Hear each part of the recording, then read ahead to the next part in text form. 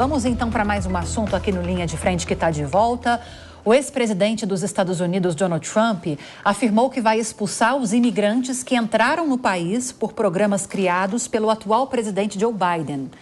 Em entrevista à Fox News, o ex-presidente, agora candidato à presidência, disse, abro aspas, essas pessoas não deveriam estar no nosso país. E aqui eu fecho aspas.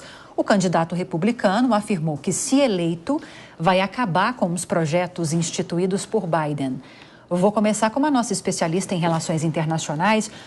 Maria, esse discurso muito contra imigrantes, ele é um discurso muito abraçado pelo eleitor fiel de Donald Trump. E nesse momento que a gente está das eleições nos Estados Unidos, com pesquisas eleitorais ainda mostrando empate técnico entre os principais candidatos, o desafio desses candidatos é convencer aquele eleitor que ainda não se decidiu sobre o voto. Com base nisso, um discurso assim tão ríspido contra imigrantes pode funcionar para ele? Depende, né? Lembrando aqui que nos Estados Unidos não é o voto unitário que conta, né? Lá funciona a lógica dos colégios eleitorais. Quem leva 270 desses colégios eleitorais leva a eleição, né? Que é a maioria.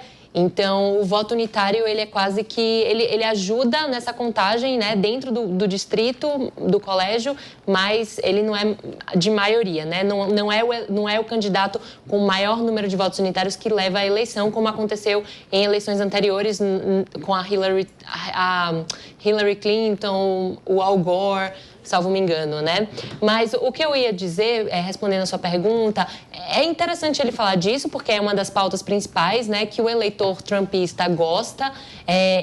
O Trump tem essa retórica anti-imigrante, então isso vai servir para reacender a bolha e inflamar, né, os ânimos, pode ajudar nos ânimos dos eleitores do Trump, vendo que ele vai dar a César o que é de César, o que os eleitores querem ouvir, então isso é benéfico para a sua base eleitoral. E você me informa dos indecisos. Veja, eu acho que pode ser benéfico em alguns aspectos. Por quê? O que está doendo no americano, a meu ver, no norte-americano, que não é nem democrata nem republicano?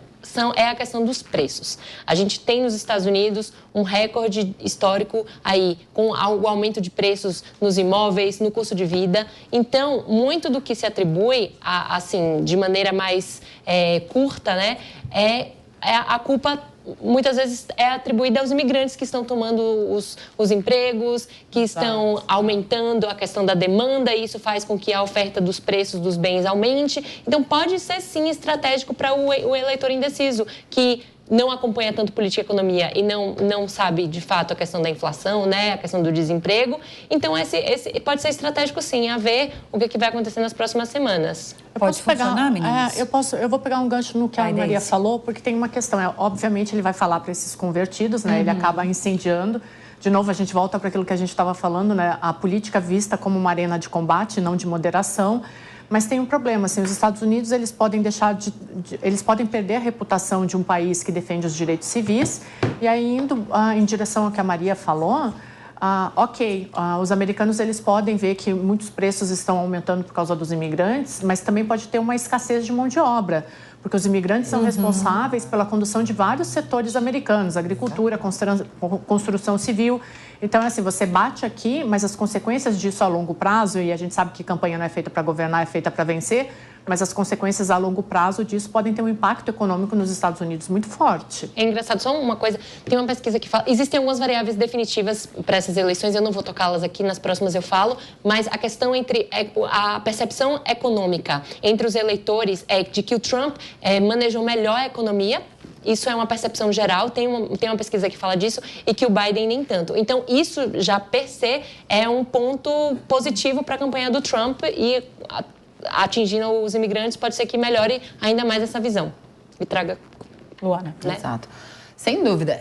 Eu concordo com a Maria, a Deise aqui, mas queria trazer uma outra perspectiva, né? Quando a gente olha o número absoluto de imigrantes, óbvio que você está falando de 1 milhão, né? Que é o número que ele disse que ia deportar, enfim, expulsar do país. Mas quando você olha o número absoluto de imigrantes que existem nos Estados Unidos, gente, é realmente assustador, assim, é uma parcela muito grande, são 50 milhões de pessoas. Então, quando você fala com esse 1 milhão, você está falando com os outros 49, né? 49 milhões de pessoas que residem nos Estados Unidos e que podem, primeiro, se sentirem seguras, porque em algum momento aquilo pode, né, cair sobre elas, de repente uma outra decisão futura, algum outro motivo que faça com que Trump ou queira fazer a mesma coisa, ou principalmente não ligue, não dê atenção, não considere essas pessoas cidadãs, porque no momento em que você cria essa divisão, com um grupo do qual eu faço parte, você está me atingindo também. Então, 50 milhões de pessoas, dentre 333 milhões de habitantes, gente, é aí quase 20%, né? Mais ou menos 18, 19%. Da população dos Estados Unidos. Então, é um número muito grande de pessoas que, como a Deise trouxe aqui, tem um impacto na economia, mas tem principalmente um impacto em influenciar os eleitores também. Essas pessoas estão espalhadas aí, muitas delas já integradas à população americana, muitas delas votam no país, então ele perde também apoio com uma parcela importante da população que tem influência e que pode, sim, acabar sendo aí a vírgula que faltava numa diferença eleitoral lá na frente. Muito obrigada pela participação, meninas. Agora, 3h59, o nosso tempo acabou. Deise Ciocari, Luana Tavares, Maria de Carli, Priscila Silveira. Até a próxima. Boa tarde para vocês. Boa tarde. E é você que esteve conosco nesta tarde. Muito obrigada pela audiência e pela companhia. Agora é hora do 3 em 1 com Evandro Cini. Boa tarde, Evandro. Bom programa. Olívia, boa tarde a você e a todas aí do Linha de Frente desta quinta-feira. Um abração para vocês. Bom descanso.